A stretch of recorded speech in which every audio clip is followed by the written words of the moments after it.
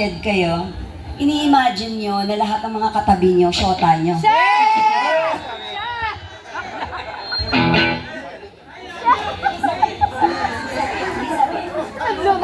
Ikaw, tanan sa mga nabunan. So, sino sa inyo yung may mga pet? Nung na-heartbroken ko, ang pet ko ay isang nagpo-crawl sa kisame. And this is not made-up story. This is true. For the whole week, yun na ang kasama ko. Kaibigan ko, Butike!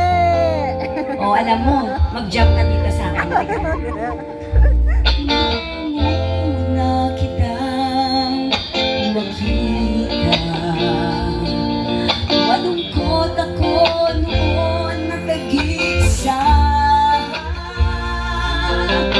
Iniwan ako ng aking sinta. Nalaro pa ba?